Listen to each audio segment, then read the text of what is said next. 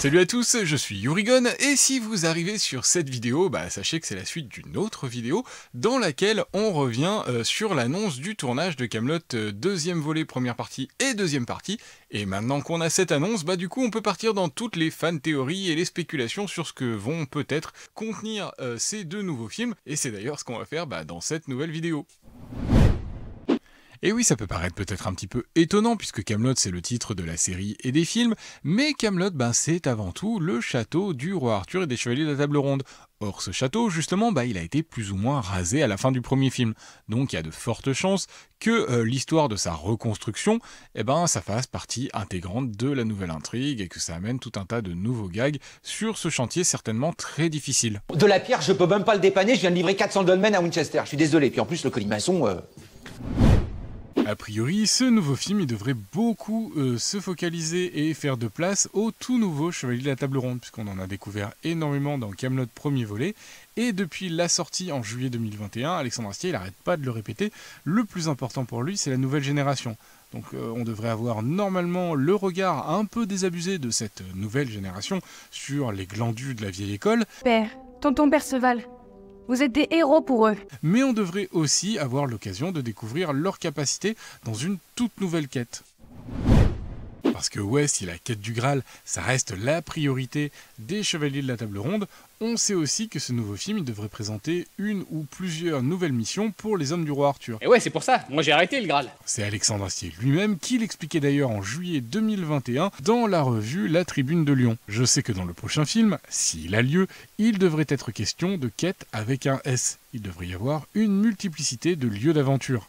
À partir de là, on peut évidemment imaginer plusieurs pistes et même différents objectifs et quêtes selon les chevaliers. Tout ce monde-là doit faire ce qu'un chevalier doit faire, c'est-à-dire se distinguer par un fait d'armes et une aventure personnelle. Certains pourraient partir à la recherche d'objets, d'informations, ou d'autres pourraient poursuivre la quête entamée dans la saison 5 pour retrouver un potentiel héritier à Arthur. Autant que je risque sûrement de rien trouver. Et d'autres pourraient aussi carrément partir à la recherche de chevaliers disparus, comme Yvain, le beau-frère du roi, qui avait justement disparu dans le premier film. J'ai pas compté, mais je pense que honnêtement c'est une des questions qui a été le plus souvent posée dans les commentaires sous les différentes vidéos. Pourquoi Yvain Simon Astier n'est pas dans Kaamelott premier volet ? Bon, déjà, je vais me la raconter un petit peu, mais c'est une info que j'avais balancée dès 2019 lors de la première vidéo sur le premier film Kaamelott.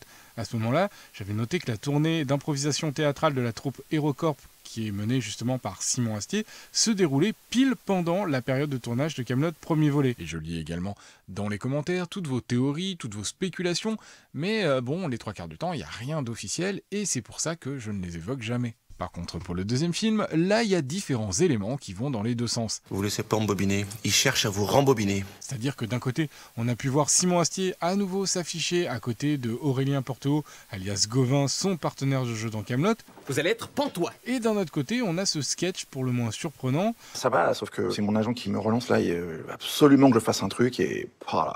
Où l'acteur sous-entend qu'il n'est pas forcément chaud pour retourner sur Kaamelott. Eh ben tu lui dis que je suis sur un de tes films, que les dates ça coince, et comme ça si je m'en sors... En tout cas, quoi qu'il en soit, au-delà de toute théorie, spéculation, etc., dans les faits, son spectacle, le discours avec lequel il tourne en France depuis, je crois, 2022, n'a pas de nouvelle date entre la fin mars et le mois de novembre. C'est donc peut-être bon signe pour le retour de Yvain dans la famille d'Arthur. Bon, on le sait, les histoires de famille autour de Arthur, c'est toujours un petit peu compliqué, et on a carrément sa demi-sœur Anna, qui a menacé tout simplement de le violer à la fin de la saison 6. Ça vous ferait plaisir de coucher avec votre demi-sœur ? Honnêtement, je crois pas. On sait que cet événement assez sinistre arrive bel et bien dans la légende arthurienne, maintenant reste donc à savoir si un sujet aussi compliqué sera mis à l'image ou s'il a déjà eu lieu en hors-champ dans la série ou entre la série et le film ou entre les deux films. J'ai rien compris. Ou alors, encore plus cruel, Anna pourrait très bien avoir pris l'apparence de Guenièvre dans Kaamelott premier volet, mais là il faut reconnaître que ça serait particulièrement dur et que ça rendrait d'un coup la fameuse scène du baiser de Kaamelott premier volet un peu sinistre. Par contre, il y a un truc qui est sûr, c'est qu'on a découvert un nouveau membre de la famille en commun entre Arthur et Anna dans Kaamelott premier volet grâce à l'apparition de Gareth. Qui c'est son père? C'est le roi Lot d'Orcanie. Gareth, c'est le deuxième fils de Lot d'Orcanie et de Anna, et donc comme Yvain, il est le neveu de Arthur. Je savais pas que c'était aussi clair. On ne sait pas encore quel rôle il va avoir dans les films, mais ce qui est sûr, c'est que dans la légende, c'est un personnage tragique qui, selon les versions, peut soit tuer sa mère, qu'il surprend en train de séduire le frère de Perceval, Lamorak. Oui, c'est mon frère, Lamorak. Lamorak qui est d'ailleurs apparu en tant qu'antagoniste dans KV1, et donc on peut se demander s'il n'est pas déjà proche de Anna. C'est pas un frère, c'est un débile. Et dans d'autres versions, Gareth, toujours lui, il est carrément tué par Lancelot.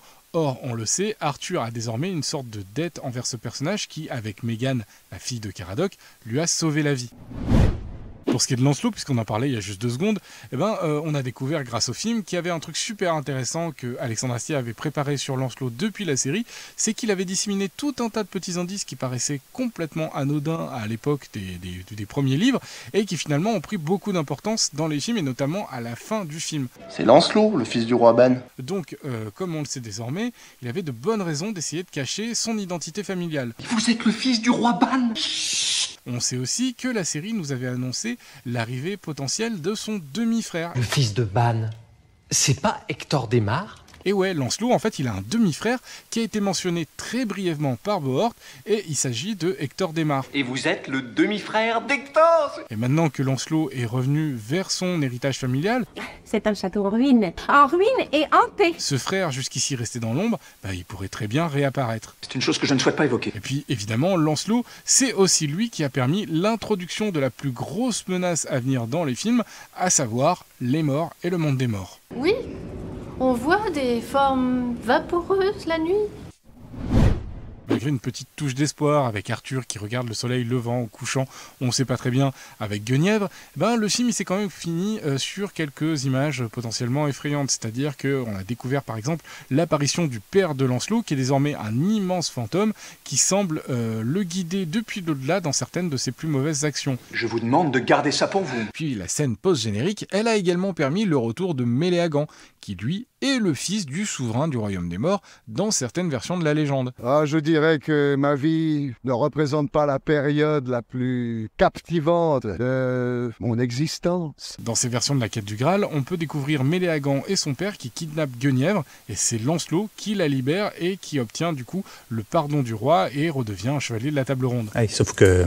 Impossible évidemment à ce stade de savoir si c'est cette intrigue qui sera au cœur de Kaamelott 2e volet, mais Méléagant et les fantômes, eux, c'est certain qu'ils seront là. Je m'appelle Alexandre Astier et j'ai le pouvoir de ressusciter les morts. Alors attention, parce que je ne peux en ressusciter qu'un certain nombre. Pas en ressusciter...